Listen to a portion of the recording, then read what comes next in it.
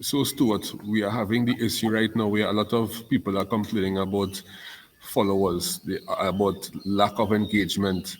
Absolutely. What is your take on this? Because to me, my engagement is lower than from before. I sure a lot of persons could attest that the engagement is lower than from before. So, Yeah, share some light with us on yeah, that. absolutely. There's been an awful lot of changes going on within Central LinkedIn.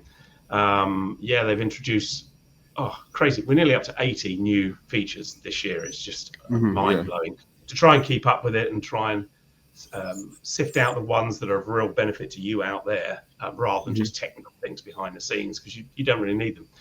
But part of what they're doing is there's an awful lot of fake profiles coming on here, very inactive people. So what they're doing is they're doing some housekeeping, basically, just going through, and you'll find that some of the followers you've got, if you actually look at them, you think, oh, they've got 3 connections, they've got 23 connections. What have they done? Well, the profile's not even made out properly. And so they're getting rid of all that stuff. Now, people have been seeing drops of up to 10%. I think 12% was the highest I heard. And these are from people with 50, 60, 70, 80, 100,000 followers, and they're losing massive chunks. Personally, I haven't, which I've lost a few, but nothing monumental. So from that perspective, good. You can't pick who follows you. You can pick who you connect to. So I Yes. have probably a third less connections than I do followers. I've got about 10,000 followers, but I've probably got 6,500 actual connections. So you can't determine who follows you. So if you're having a drop off, it's not you. You haven't done anything wrong. People aren't thinking, oh God, he's so boring, and not bother following you. It's actually LinkedIn doing it. They're just tidying it up. Because the tidier it can be, the more efficient it can be. They can add in these other features that will benefit all those of us out there now that are creating and adding value. So just don't panic.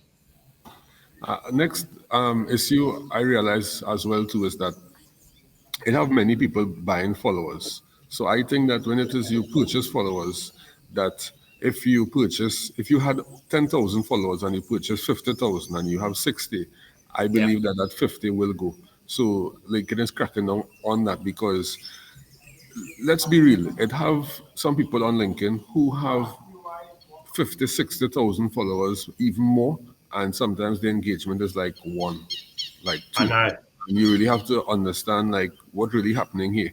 What's the ratio in terms of followers and engagement? It's not adding up. So that means No. something is wrong. So I That's believe that right. It LinkedIn. looks good because people think, oh, I must be really good. I must be really important. I must be fantastic at what I do. Oh my God, look, I've got 50, 100,000, 200,000 followers.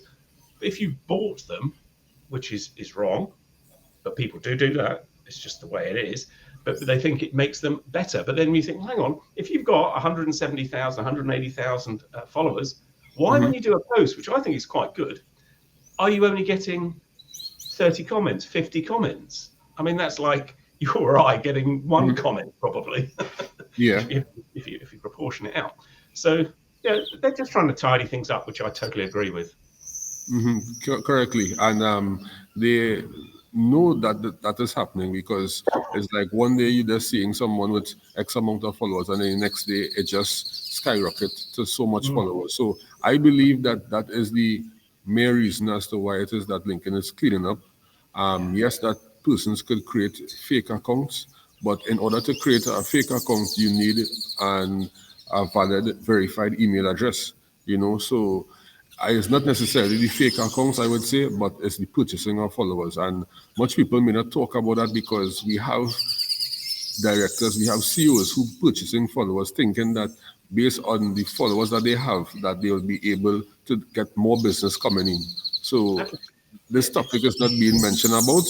However, I believe that that's like one of the main reasons because I actually was delving in some deep research, and it's so intriguing to know that you could go on different third-party sites and get like a freelancer, and they will orchestrate basically your account and increase the followers on LinkedIn.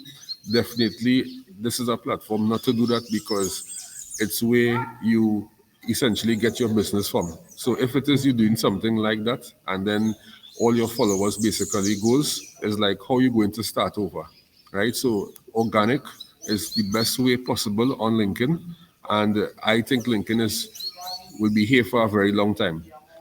Pre-pandemic, we saw the numbers of LinkedIn was like 700 to 800 million profile users. Now it's like Yep. almost 1 billion, I know, so it's incredible. it's increasing significantly. Mm, mm. No, you're absolutely right. You're better off with less followers, but they're the right Mhm. followers, your target audience, people you want to show your authority to, and that ultimately you're on here because you either want to get a new job or you want to earn money, business for your Correct. company. So you don't want these fake things because they don't mean anything. Hmm. And if you look at people's posts and you think, hang on, wow, you've got 1 million followers, 2 million followers, whatever it might be, you put a post out which is quite good, but nobody's commenting. You think, well, not right, is it? Yeah. So everybody talking about pods, but they're not talking about persons purchasing followers. And to me, purchasing followers is something that, is very unethical, you know? It is. Yeah, Yeah. I totally agree with you. I totally agree. It's So, just like, wrong. moving on to the second bullet point topic of today, AI versus you, the human being. Yeah, yeah, it's interesting. We're seeing an awful lot on AI, and there are some massive developments coming out. Okay, you've got Chat GPT for just Yeah. as one Hmm. for example. Um, they're very clever, and some of the wordsmiths, the ghostwriters here, have been setting up their own little challenge to write a post and basically get Chat to do it, and then do their own, and then see which one is better. Very, Hmm. very clever, but what's that about? It might just, if I start doing that and I'm saying something to Antonio and he does the same thing, all you've got is two computers talking. There's Hmm. no authenticity there. It's You're better off learning. The more posts you do, the better at it you get. Just a few words and a few lines, and they get bigger and better. And you might Hmm. do a video, you could do whatever, but don't. I know it's there and it's very useful for people that just cannot do it, but it's got to show the real you. That's Yes. what it's all about. Hmm. I am slightly concerned. I don't know if you know this, Antonio, but Elon Musk obviously started the Chat GPT thing through Open AI, I think it was. But a major shareholder, 49%, happens to be Microsoft. Microsoft own LinkedIn. They're also starting to do groups. If you do your posts, like from this, I might decide I want to send this live to specific people because I know it'd be interesting to them because they're really into Chat GPT, for example. Yeah. Hmm. You can then just go down, get the link. Who do you want to send it to? And ping, you send it off to Antonio or Stuart or whoever you're sending it off to. They've now done a facility where you can do 10 at a time, but Hmm. it goes individually. So it's sort of, Okay. mm, it's a very fine line between the two. But at the end of the day, if you want to know more about the real Antonio or the real Stuart, you need to hear them like what we're doing now. This is just a live. Mm. It's no cut and pasting and changing. We make mistakes. We say the wrong thing, whatever. It's real. It's authentic. It's Yeah. ours. It's It's not real. a computer type thing. Hmm. So there's interesting developments there, and there are some of my connections are really heavily into this AI Yes, a and lot everything. of people are into this AI. And I would definitely like to tell the audience today that in terms of AI outreach messaging, it's not a favorite. And please refrain from that because persons can tell a generic outreach message compared to a personalized outreach message.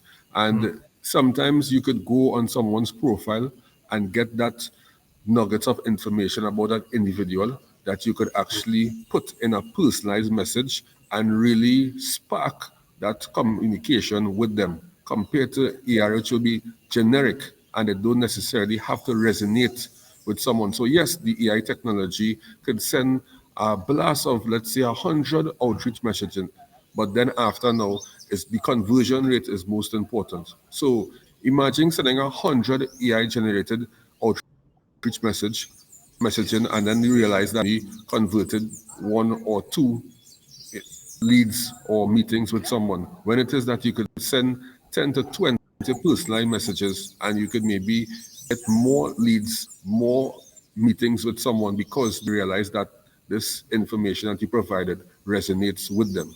So that's something I want persons to know, that AI could be good and it could be harmful, but you have to understand AI, and then when you understand it, then you could use it as a strategic tool. But it shouldn't be where I'm looking to write an ebook and I'm going to use AI to write this ebook for me. No, you have to use your common sense, your knowledge base in order to really captivate and use this AI technology as best as possible.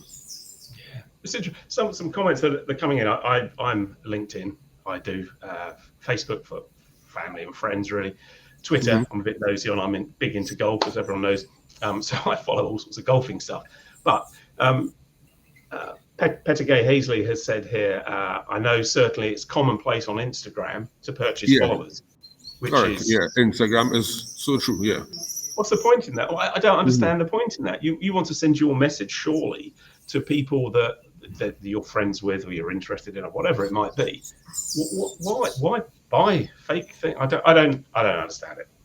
There we go. Yeah, some people have the interpretation that when it is you have a lot of followers, that persons may tend to be like, whoa, you are a celebrity, you are someone that have to, your service you're providing have to be high quality. So I think I should maybe buy into you. And it don't necessarily be so. So that is something that I think that, and we as individuals, we are vanity metrics people. We tend to watch followers, we tend to watch engagements, but to purchase engagements may be unlikely, but you could be able to purchase the followers. And some people, they may not go onto your post to see the engagements, but when they go on your profile and they see, whoa, 20,000, 50,000 followers, they automatically think that, hey, this person is a authority in their space. I think that if it is that I need LinkedIn training or I need sales and marketing training, this is the individual that I will seek out for to obtain their services. So that is something that a lot of persons are getting problems with, and then it comes back where you and I, Stuart, have to help them in the mix, because it's like they went out and they purchased from those who are freelancers providing those services, but they're watching the vanity metrics and realize that they didn't get a good service. And then now it's like they realize that, hey, they have to come to Stuart, they have to come to myself. Absolutely. I've had a few people in the last month that have said that. So, oh, you're a trainer, Stuart. Same here. Yeah, fine. Yeah. Oh, God, I've had my fingers burned really badly. People are saying they can do X, Y, Z, but it's not happened. Correct. So it's all about being authentic and being you and how you can help somebody, along their LinkedIn journey. That's it, really. Yeah, definitely. And so how do you gain visibility? I know a lot of persons who may have this question. How do you gain visibility on this awesome LinkedIn platform? Yeah, well, a good thing to do is you look at my posts from, it sort of ties us into the third point, really, which is how do you gain the visibility, as you just said.